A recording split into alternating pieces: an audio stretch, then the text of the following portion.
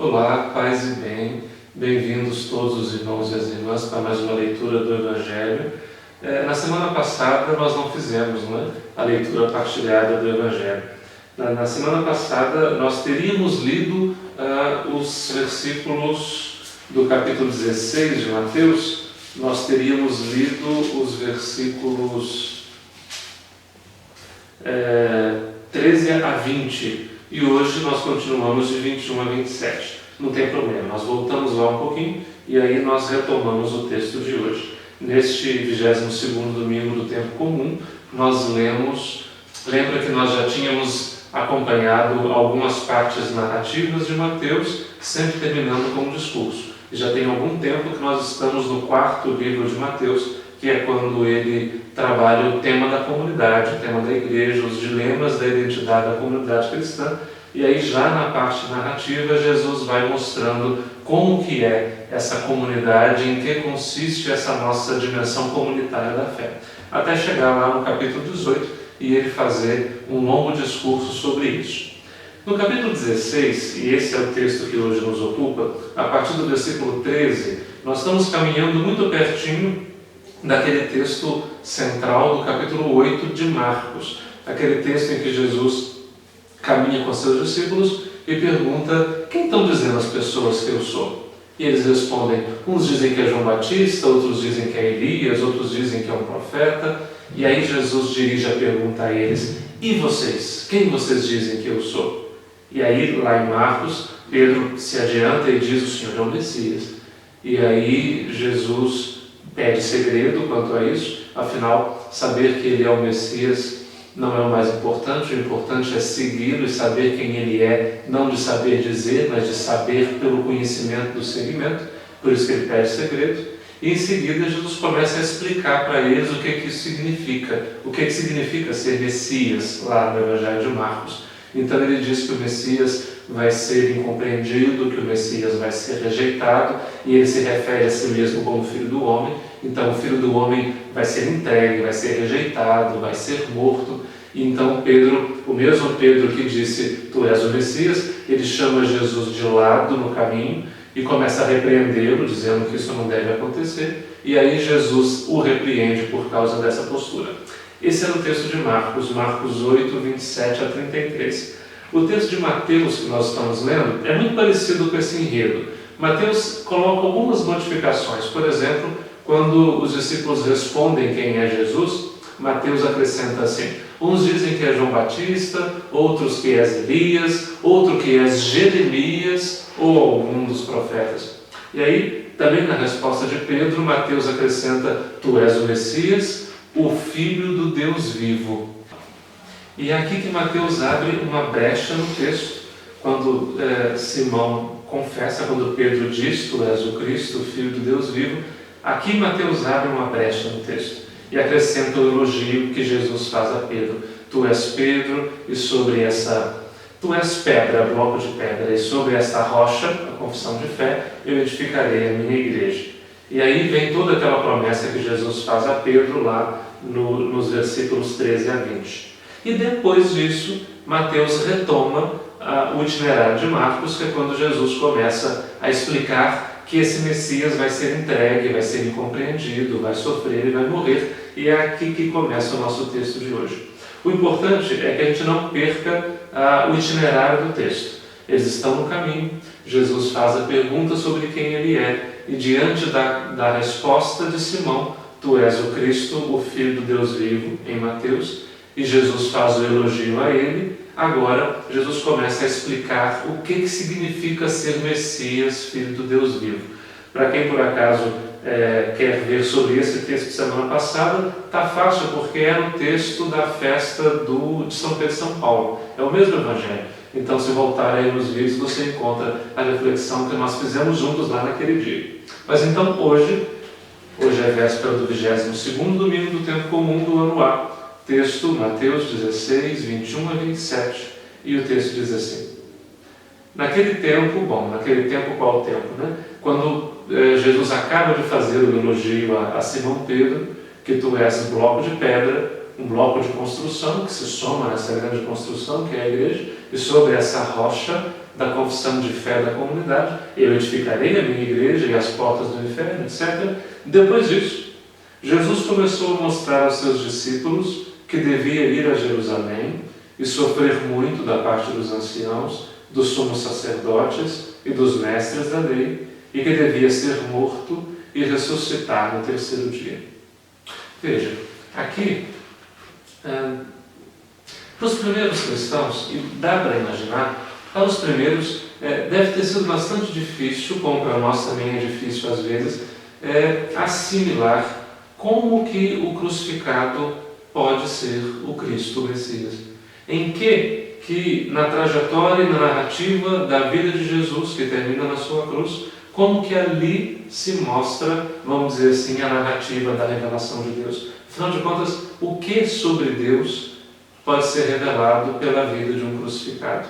No fundo, era essa a pergunta que os primeiros tinham.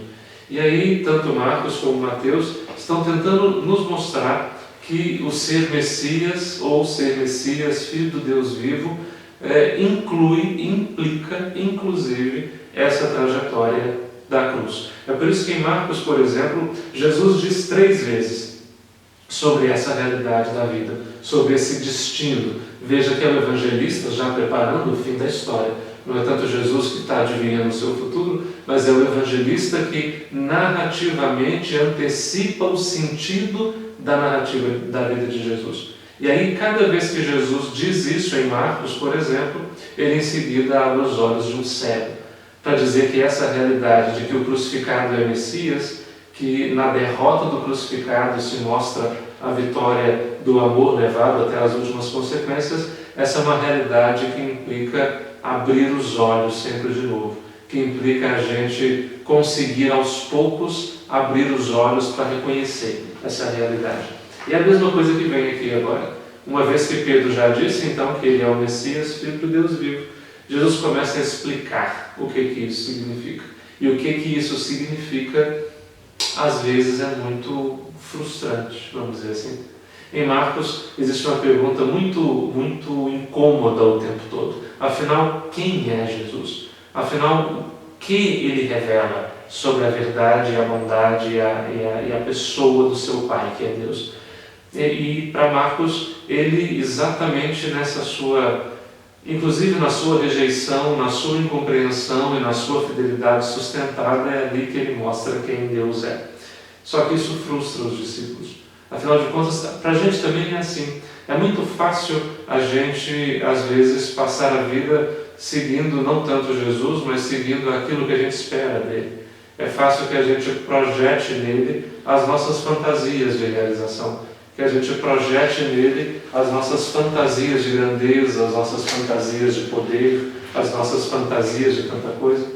E aí perguntar-se sobre quem ele é na nossa vida, quem ele é na própria narrativa, da construção da nossa vida, isso implica que a gente vá aos poucos descobrindo um pouco mais quem ele é e confrontando com a nossa fidelidade de seguimento. Afinal, nós seguimos a ele ou nós seguimos nossas próprias ilusões achando que é ele? E aí, Jesus agora começa a expor com muita clareza para os discípulos que ser o Messias, Filho do Deus vivo, implica nesse destino que ele agora diz qual é. Jesus começou a mostrar que devia ir a Jerusalém, sofrer da parte dos anciãos, dos sacerdotes, dos mestres, e devia ser morto e ressuscitado no terceiro dia. Então, Pedro tomou Jesus à parte e começou a repreendê-lo, dizendo: Deus não permita tal coisa, Senhor, que isso nunca te aconteça.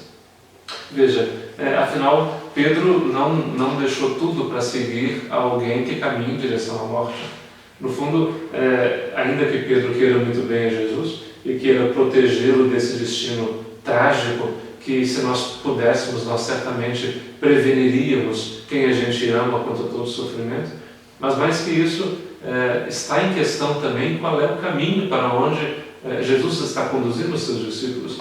E Pedro, que agora acabou de dizer que ele é o Messias, Filho do Deus vivo, parece não compreender que ser o Messias significa, inclusive, encarar nos olhos a rejeição do Templo de Jerusalém, encarar nos olhos a incompreensão das autoridades do povo e encarar nos olhos a morte trágica da cruz. Pedro está está vendo frustrado o seu ideal de seguimento. Não é esse o Messias que Pedro gostaria de seguir. Não é esse o Cristo que Pedro esperava quando ele começou a seguir Jesus. E a gente também pode se perguntar, afinal de contas, quando a gente anda seguindo Jesus por aí, será que a gente o segue com a intenção de realizar nossas próprias expectativas de quem ele seja e do que essa fé pode fazer por nós? Ou será que a gente o segue para que a nossa vida possa ser realmente transformada pela sua palavra e para que a gente se deixe confrontar pela palavra dele? Ou, ao invés disso, é a gente que o confronta o tempo todo com nossas expectativas e com nossas ilusões, como Pedro está fazendo. É interessante que ele chama Jesus à parte. Lembra que eles estavam no caminho, né? Foi no caminho, enquanto eles caminhavam, que Jesus fez a eles a pergunta: quem dizem as pessoas que eu sou? E vós quem dizeis que eu sou? E agora Pedro chama Jesus de lado, na beira do caminho. Pedro tira Jesus do caminho, vamos dizer assim. E aí Pedro, por um instante, parece que se esquece quem que é o mestre e quem que é o discípulo. Ele passa na frente do seu mestre. E ao invés de se deixar guiar pelo mestre, é ele que agora tenta guiar o mestre por um caminho que é da cabeça dele e não aquele caminho que o mestre apresenta. Jesus, porém, voltou-se para Pedro e disse: que dó, aqui está traduzido: vai para longe, Satanás. Não é vai para longe, é vai para trás de mim, Satanás. Tu és para mim uma pedra de tropeço, porque não pensas as coisas de Deus, e sim as coisas dos homens. 3 coisas então: vai para trás de mim, Satanás, és para mim pedra de tropeço, não pensas as coisas de Deus e sim as coisas dos homens. Primeira coisa, se no seu texto não está escrito passa para trás de mim, mas está escrito vai para longe de mim, por exemplo, pode corrigir aí. Porque aqui tem 2 maneiras de traduzir, pelo menos. Uma seria essa: passa para trás de mim, como quem diz, retoma o seu lugar de discípulo, porque afinal numa relação de discípulo e mestre, em que o discípulo segue o mestre vai na frente, não é assim? É o mestre que vai na frente para ser seguido, para poder mostrar o caminho, e o discípulo vai palmilhando as pegadas do seu mestre. Pedro passou na frente, tentando mostrar para o mestre qual é que é o caminho que ele acredita que seja melhor. Nada de rejeição, nada de sofrimento, nada de morte. Jesus diz: não, volta para trás de mim. Ou seja, volta para o seu lugar de discípulo seguindo os meus passos. Ou parte atrás de mim. Pode ser traduzido assim também. Como quem diz, não parte aí de acordo com as suas ideias, mas parte comigo, parte atrás de mim, parte seguindo os meus passos para onde eu for, para que lá onde eu for você também esteja. Então, o lugar do discípulo, o nosso lugar como discípulo, já vimos, assim como na semana passada, quando Jesus diz: tu és pedra, e sobre essa rocha que é a fé, eu construirei a igreja. Ali não é só Pedro, mas é a comunidade inteira, somos nós também. Aqui também somos nós. Cada vez que a gente tenta, como que perverter o caminho de Jesus com outros caminhos, antepondo ao caminho que ele apresenta nossas próprias ilusões de caminhos que nós sabemos mais do que ele para onde nós vamos caminhar. Ilusão. Passa para trás de mim e se permita seguir aprendendo os meus passos. Depois, tu és para mim uma pedra de tropeço. Engraçado que ele acabou de chamar Pedro agora há pouco de pedra de construção, né? Que se soma nessa grande construção que é a igreja. Pois é, mas aquele mesmo que confessa a fé e que confessando a fé é pedra de construção, é pedra de alicerce, é pedra de fundamento, agora, ao passar na frente do mestre e querer ensinar ao mestre o seu próprio caminho, se torna pedra de tropeço. Continua sendo pedra, mas mudou de função. E por quê? Porque tem pensado as coisas dos homens e não as coisas de Deus. Mais do que contrapor as coisas dos homens e as coisas de Deus, me parece que aqui você não está sendo capaz de compreender para onde esse caminho do seguimento está levando. Você está desconfiando, vamos dizer assim, do caminho do seguimento. Você está numa lógica meramente humana, em que nós temos que ganhar sempre, em que nós temos que vencer sempre, um caminho às vezes bastante ilusório, um caminho que a gente sonha que a vida pode ser vivida sem dor, sem sofrimento, sem sem desilusão, sem confrontar-se com certos sofrimentos que fazem parte dela. Volta para trás de mim e aprenda que mais do que vencer as autoridades de Jerusalém, importa que, mesmo no confronto com elas, se você permaneça fiel e fiel até o fim. É disso que se trata o caminho de Deus e não o caminho dos homens. Ou seja, Pedro está tentando fazer caber na sua convicção de Messias o Messias que Jesus é. Esse é o problema.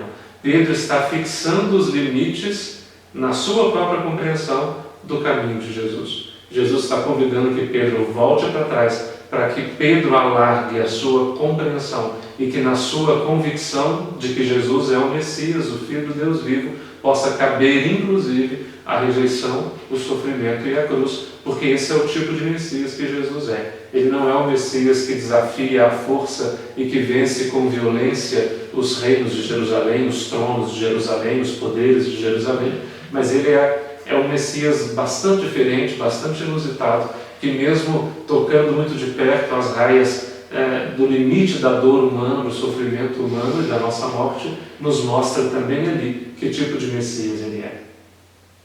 Então, não pensas as coisas de Deus e sim as coisas dos homens.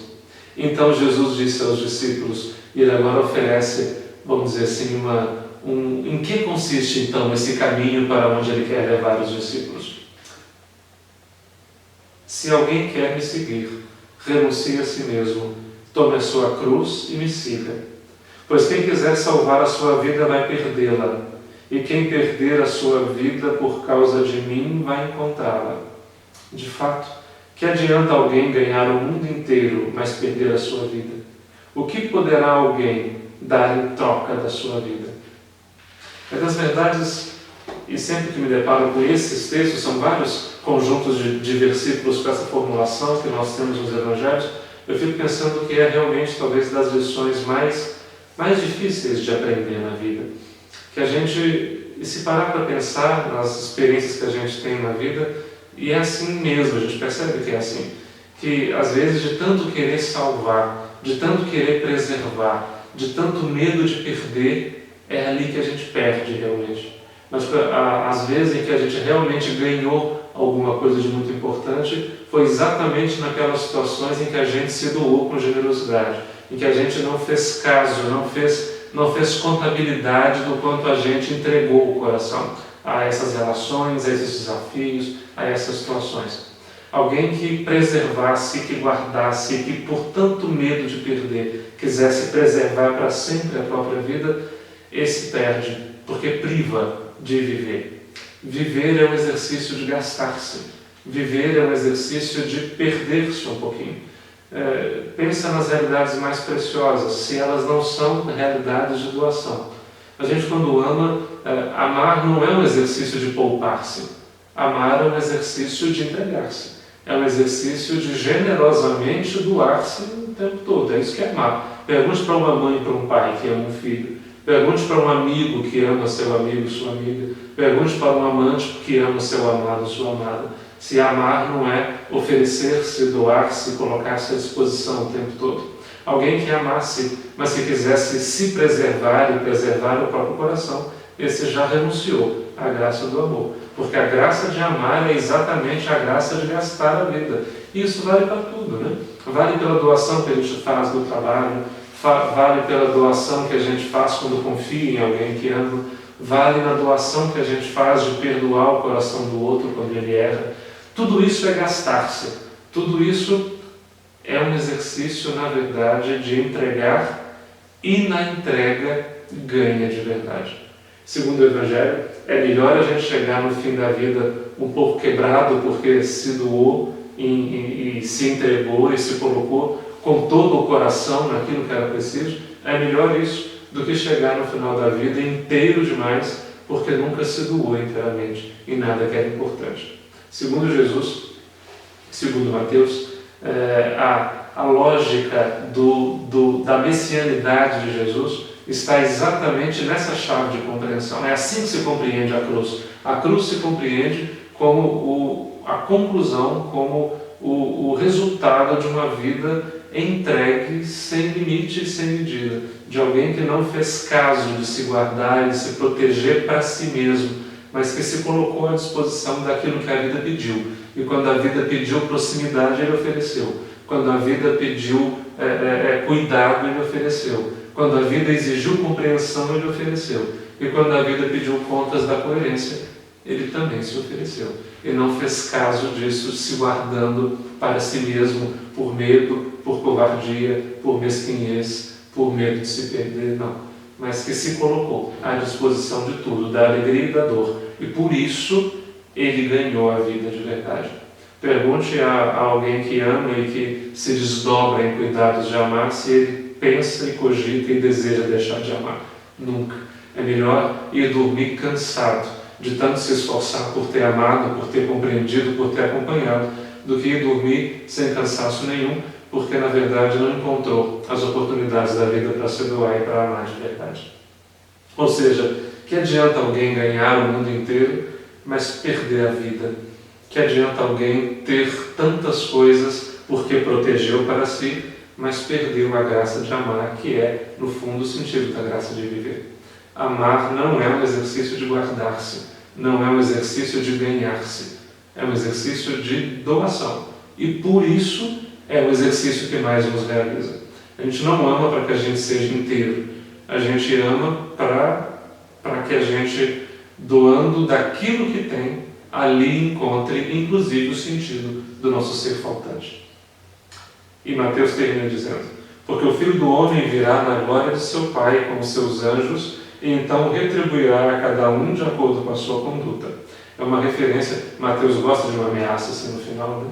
Mas Mateus retoma aqui o texto de Daniel 7:13, que é o mesmo texto que Marcos retoma quando chama Jesus de Filho do Homem, nesse trecho mesmo, que é para dizer que Jesus de alguma maneira realiza aquela profecia que Daniel tinha disposto, de que depois de tanto sofrimento e de tanta dor, viria como que um filho de homem humano, alguém autenticamente humano, que seria, vamos dizer assim, aquele que finalmente governaria a nossa vida, como que exercendo um governo humano, porque vem de Deus. Aquele que com o cetro da sua justiça, finalmente colocaria termo às grandes buscas e às grandes esperanças do coração humano. É isso que estava lá em Daniel, e é isso que Mateus agora reconhece em Jesus. E, curiosamente, Jesus cumpre isso, exatamente caminhando para a sua cruz, para dizer que o Filho do Homem, o humano por excelência, não rejeita nada que é humano, mas que, sendo humano de verdade, abraça nossas buscas humanas e nossas dores humanas, inclusive o mais humano de nossos medos, a morte e o perder-se para sempre. Para Mateus, o medo de perder-se para sempre não se justifica. Pelo contrário, saber que caminhamos nos limites estreitos dessa humanidade é um convite para que a gente se ofereça e se doe sempre mais, se desdobre na capacidade de seguir Jesus e de servi-lo amando as pessoas, para que ali, oferecendo-nos, a nossa vida ganhe sentido de verdade. Que seguir Jesus, caminhar atrás dele, não na sua frente, não de acordo com a ilusão de nossas fantasias, mas de acordo com a concretude do seu Evangelho, possa ser para nós um caminho de verdadeiro seguimento, e que, seguindo o Senhor, até inclusive a entrega de sua vida, nos seja um caminho para que nós encontremos a cada dia quais são as oportunidades, quais são as urgências que pedem de nós também um pouquinho da doação de nós mesmos. E que, colocando-nos à disposição dessas doações com generosidade, possamos ganhar aquilo que a vida tem de melhor para oferecer, que é a graça de ter o coração alargado pela exigência do próprio amor. Paz e bem.